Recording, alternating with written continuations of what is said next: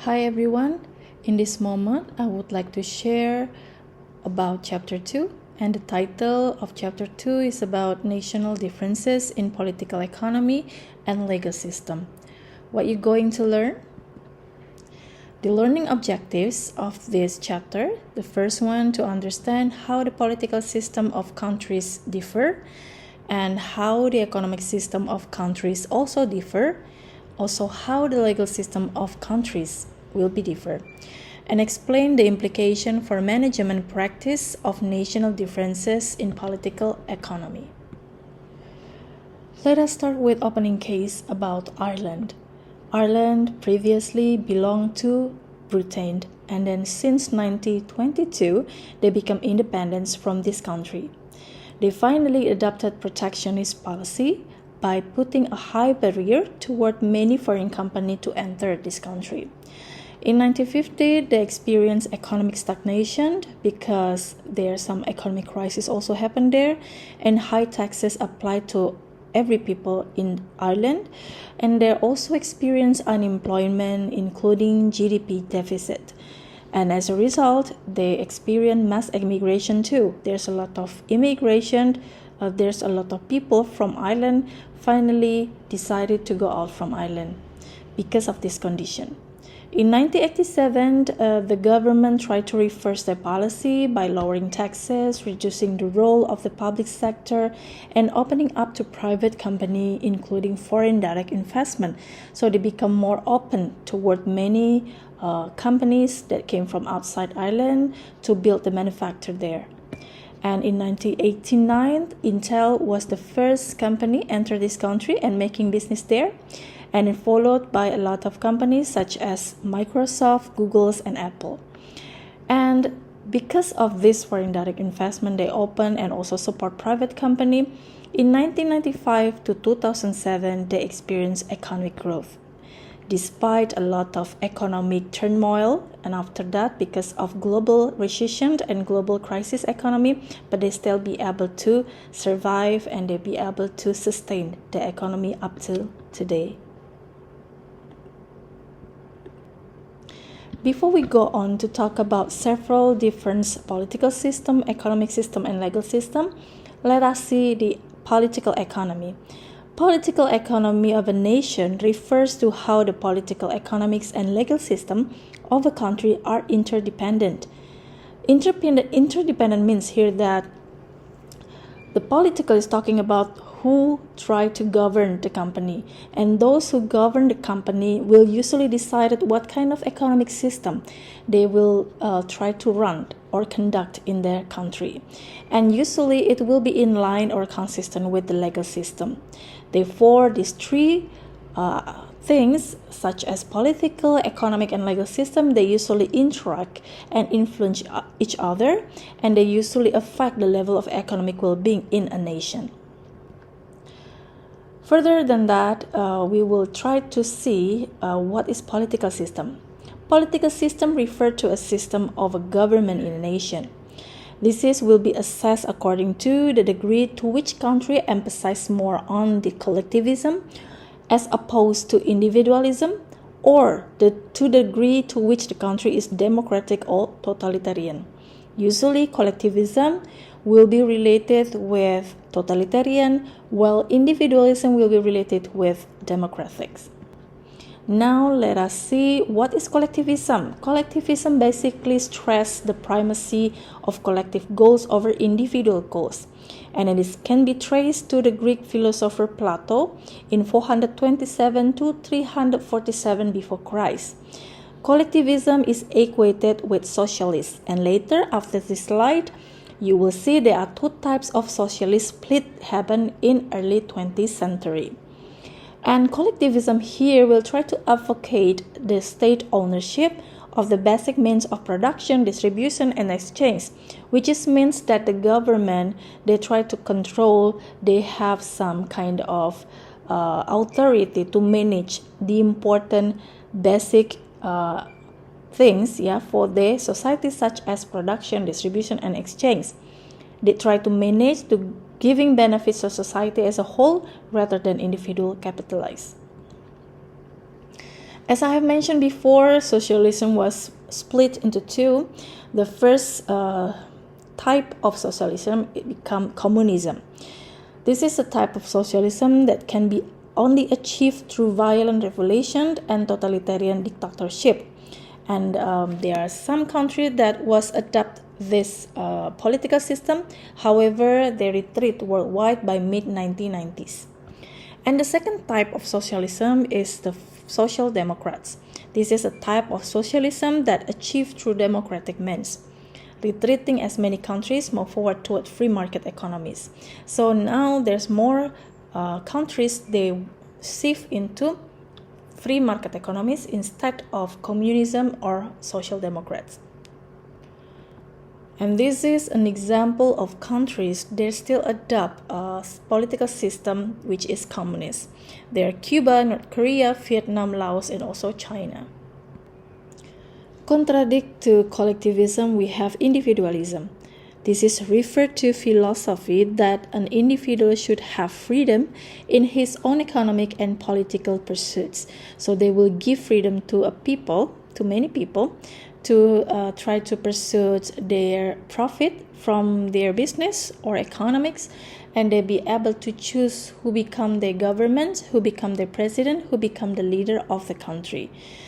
And then this can be traced to Greek philosopher Aristotle in 384 to 322 before Christ, who argued that individual diversity and private ownership are desirable. Next one, we'll talk about what is democracy. Democracy will be versus with totalitarian. Democracy refers to a political system in which government is by the people exercised either directly or through elected representatives.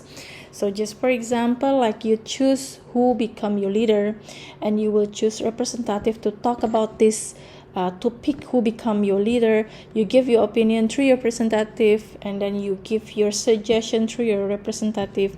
This is similar like in Indonesia, we have pemilu that regularly in every 5 years we pick who become our president. So because Indonesia we are democracy, so it will be associated also with individualism. The pure democracy is based on the belief that citizens should be directly involved in decision making made by the government, and most modern democratic states practice representative democracy when citizens periodically elect individuals to represent them. Against democracy, we have totalitarianism. Totalitarianism is a form of a government in which one person or political party exercises absolute control over all sphere of human life and prohibits opposing political party.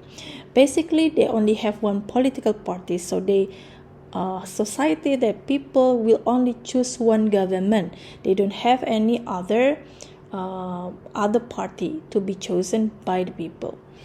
There are 4 types of totalitarianism. The first one is communist totalitarianism, usually found in a state where the Communist Party monopolizes power, such as happened in North Korea, also it happened in Cuba. And the second type is theocratic totalitarianism, usually found in states where political power monopolized by a party, groups, or individual that govern according to religious principle. In theocratic totalitarianism, they will try to run the country.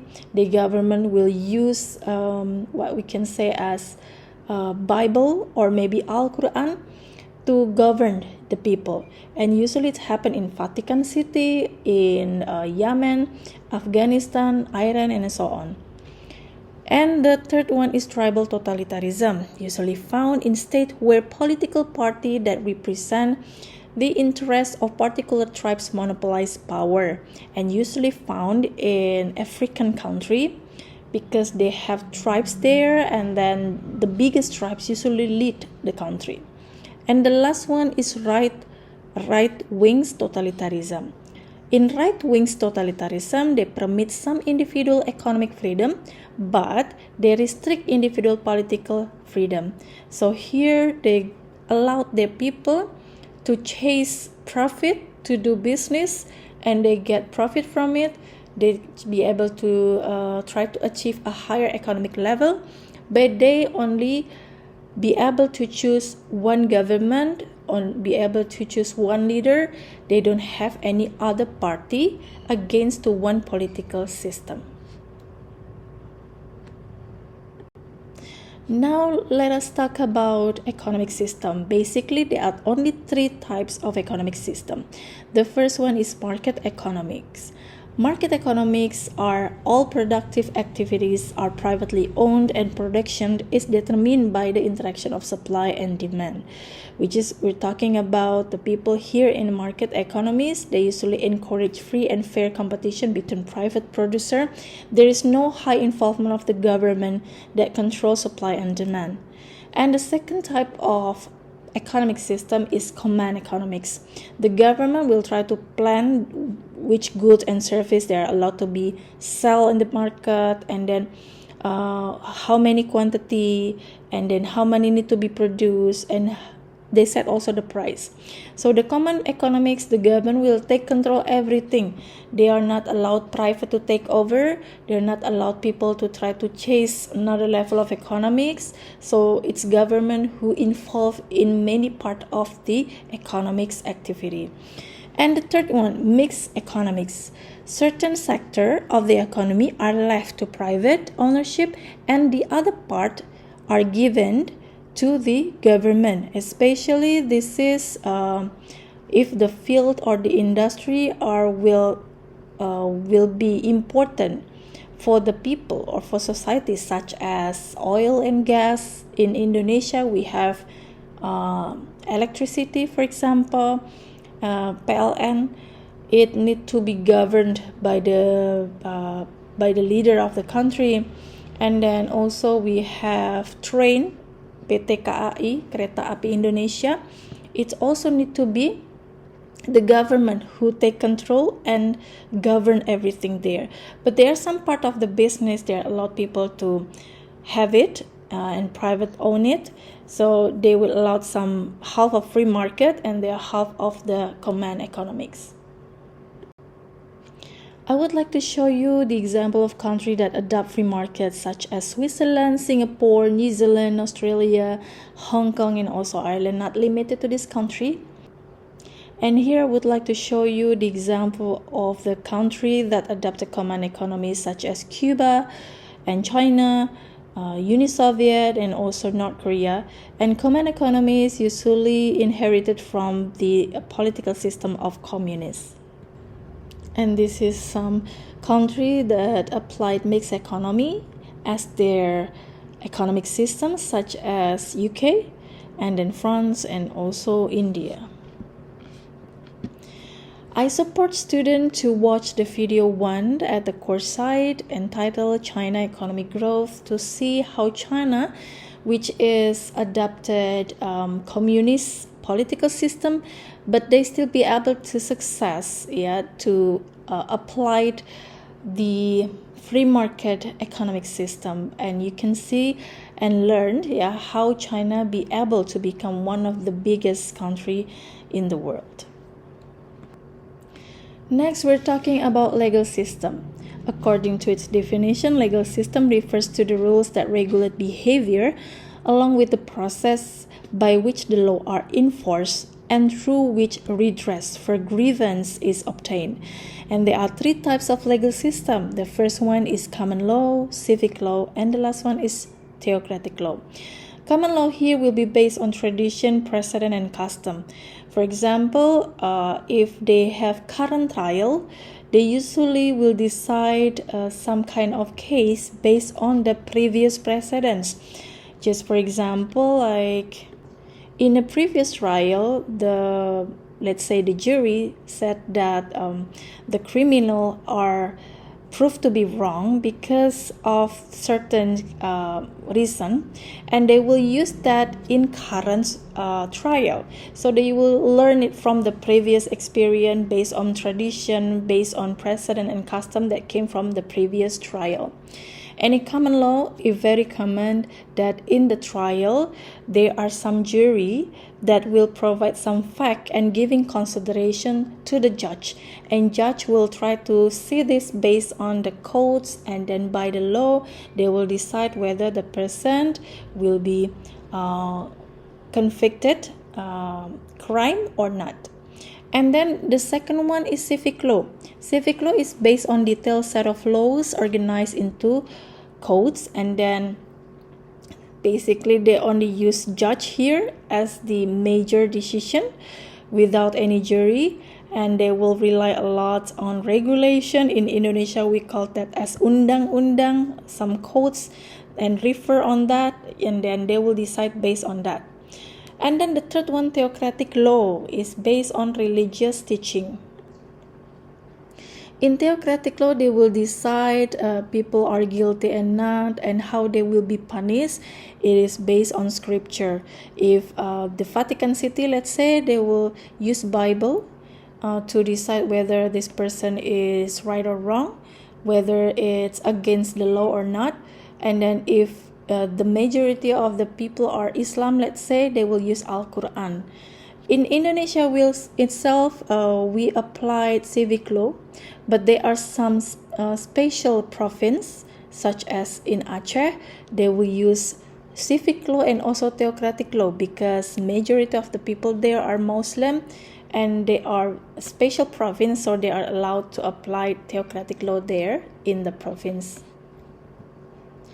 Here are the example of countries that apply civic law, and there are some of the countries that apply common law and theocratic law, such as Iran and also Saudi Arabia. Next, we're talking about the intellectual property. Why this topic is really important? Because intellectual property will try to give us some security and safety if we have some brand and we try to expand our business abroad, and then we make sure that our brand has not been copied by another competitor, or we make sure that our invention are not being used without any permission before, and then nobody claim our patent. There are three types of intellectual property. The first one is patent, the second one is copyright, and the last one is trademark. For patents, this is an exclusive rights for a defined period to manufacture, use, or sell of an invention. And then copyright, this is an exclusive legal right of authors, composers, playwright, artists, and publisher to publish and disperse their work as they see fit. And then the last one, trademark, design and names by which merchants or manufacturers designate and differentiate their product. Example of patents, just for example, is AstraZeneca vaccine.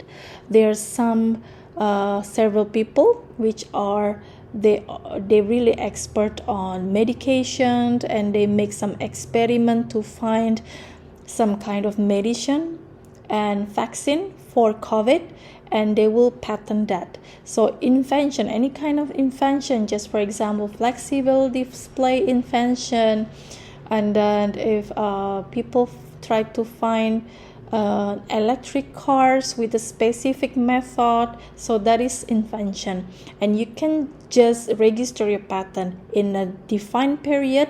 You'll be able to manufacture, use, and sell that invention. And the next one, the example of copyright, usually is like a song, a music, and then if you out and book author, you can have a copyright for that book. You're not allowed people to spread it without your permission. And for trademark, for example, is like logo. This is an example of some kind of scientists. They try to do experiment to find some medication for people in cancer, for example. And Aqua here is one of the famous mineral water brand in Indonesia. And then they register this trademark to make sure like no competitors take over their brand, including their name, the symbol, the color, and no identical brands that try to use the same symbol or design of their logo. And then I also will support the student to watch the second video at the course site about copyright issue between Marvin Gaye versus Ed Sheeran. Here I would like to show in Indonesia we have Direktorat Jenderal Kekayaan Intelektual. So if you are trying to build business and you already have your brand, you can try to register the trademark here through this website, or you can just go directly to their office in Jakarta, or there are some kind of branch in many provinces.